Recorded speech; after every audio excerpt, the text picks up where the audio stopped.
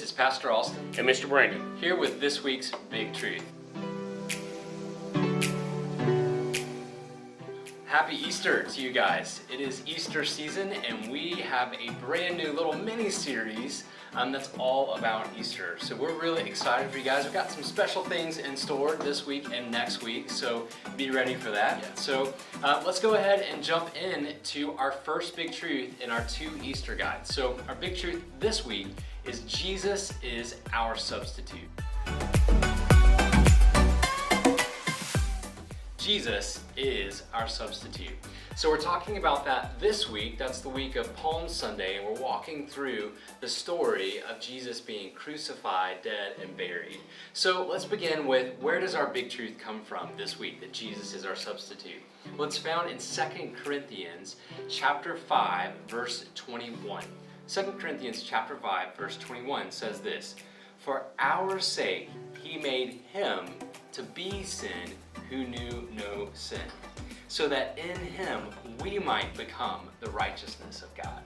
So we've had this verse a couple of times, especially in our last series of redemption, talking about that there was an exchange made, right? That God sent his one and only Son for us to be our substitute. So the punishment for sin is death, and Jesus took on that punishment. So that's where our big truth comes from. 2 Corinthians chapter 5, verse 21. Let me read it one more time and let me see if you guys can hear where our big truth comes from this week. So 2 Corinthians 5:21 says this, "For our sake he made him to be sin who knew no sin, so that in him we might become the righteousness of God." So when we're talking about Easter, this is where we begin, is that God had a plan from the very beginning to send a substitute in our place. Jesus is our substitute. So Mr. Brandon has a very special and cool hook for you guys to do at home this week, leading up to Easter Sunday this coming Sunday. So Mr. Brandon, take it away. Yeah, so you guys are going to need a few things, and you may not have them at home right now, but I encourage you to, through the week as you guys continue to talk through this guide, just make sure you gather these things together and do this little activity with us. So here's what you're going to need. You're going to need a plate. I'm going to put a piece of paper towel out here just in case. And a penny.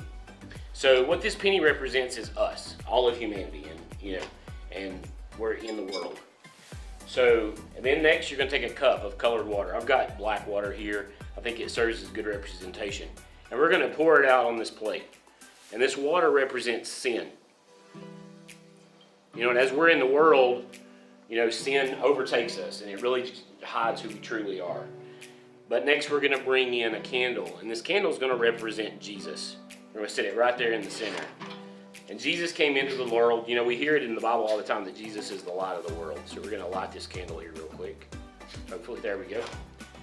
And so this is Jesus here in the world, and he's living amongst us. So here's the big truth coming out, that Jesus is our substitute.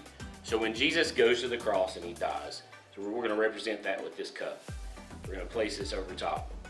You're going to see the flame go out. And then hopefully you'll see that the water is being pulled up into the cup. And you can see the penny again.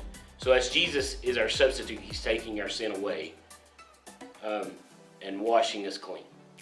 And that is awesome. I am completely blown away and amazed. It's pretty cool. And I've got to do this now on my own with my family. So, hey, we encourage you guys. Those are pretty simple objects that you probably have at your house. Do that together this week, that hook together this week as a family, leading up to Easter week. Again, as a representation that Jesus is our substitute and what Jesus came to do, and that is to die in our place to remove our sins. So that's incredible. You guys do that activity together as a family. One other thing that we want you guys to do this week as a family is take a look at our Bible passage, our Bible story for this week, and read it together.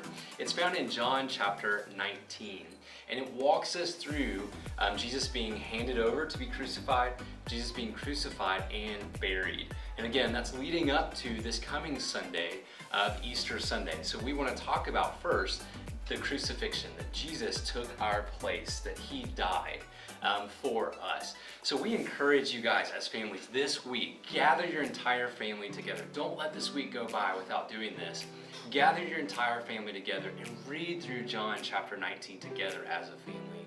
And as you walk through how Jesus gave himself over to be crucified and then was crucified and died on the cross and was buried, let it be a reminder for us that Jesus is our substitute. Why did Jesus do that?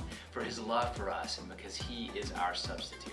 Hey, we hope you guys do the hook. We hope you guys read John chapter 19 this week together as a family, and have a great week this week as we're leading up to Easter Sunday. And we will see you right back here next week with our final guide in our mini series of Easter. See you guys next week. See you guys.